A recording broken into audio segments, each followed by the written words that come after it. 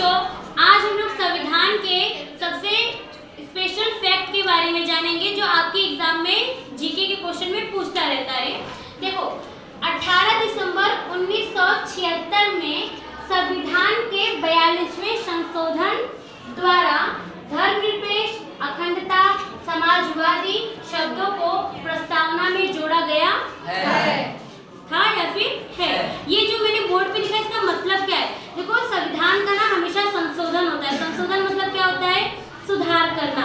यानी जब किसी चीज में हमको गड़बड़ी नजर आती है तो हम क्या करते हैं? उसकी सुधार करते हैं। उसी के तहत संविधान का 42वें बार जो संशोधन किया गया था उसमें धर्मनिरपेक्ष, अखंडता और समाजवादी जैसे शब्दों को क्या किया गया था? जोड़ा गया था। अब देखो, ये संशोधन कब हुआ था? तो ये संशोधन 18 दिसंबर 1976 में हुआ था। धर्मनिरपेक्ष का मतलब क्या है? धर्मनिरपेक्ष का मतलब होता है एक ऐसा राष्ट्र या एक ऐसा राज्य जिसका अपना कोई धर्म नहीं होता, उसके लिए सर्व धर्म क्या है? समान है। यानी सभी धर्म के लोग और सभी धर्म उसके लिए समान है। अखंडता का मतलब क्या होता है? अखंडता का मतलब है एकता से यहाँ मतलब है कि कोई भी देश या फिर कोई भी नागरिक वो किसी के लिए खंड खंड नहीं है, मतलब अलग नहीं, वो क्या है? अखंड है, सबको एक साथ मिलके चलना है। और समाजवादी से यहाँ पे मतलब होता है कि यहाँ पे सभी धर्म या फिर सभी समाज के लोग क्या है? एक हैं। ये जन नागरिक और जन प्रतिनिधि की क्या करता है? समानता करता है। उसके अलावा एक और जीके में क्वेश्चन पूछता है और बहुत इंपॉर्टेंट क्वेश्चन है। क्वेश्चन क्या पूछता है कि भारतीय संविधान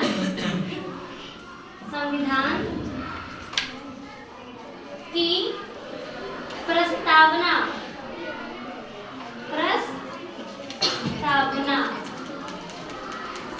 में कुल कितने शब्द होते हैं? कभी कभी पूछता है कि भारतीय संविधान की प्रस्तावना में कुल कितने शब्द होते हैं, तो आपको कहना है भारतीय संविधान की प्रस्तावना में कुल 73 शब्द होते हैं। कितने शब्द होते हैं? 73 शब्द होते हैं। अब बच्चों, प्रस्तावना क्या होती है? अगर आपसे कोई पूछे कि प्रस्तावना क्या होती है तो आप कहो प्रस्तावना मतलब होता है इंडेक्स, इंट्रोडक्शन।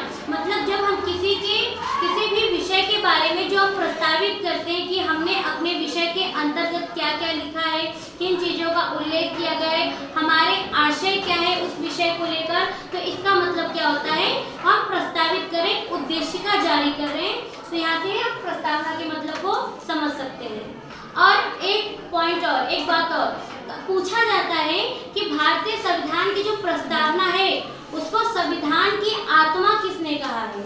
आपसे हमेशा पूछते हैं या फिर जीके के क्वेश्चन पूछा जाता है कि प्रस्तावना को संविधान की आत्मा कहकर किसने संबोधित किया है? तो इसका आंसर आपको हमेशा देना है पंडित जवाहरलाल नेहरू। किसने कहा है? पंडित जवाहरलाल नेहरू ने भारतीय संविधान की प्रस्तावना को क्या क्या कहा है? उसकी आत्मा, संविधान की आत्मा कहा है।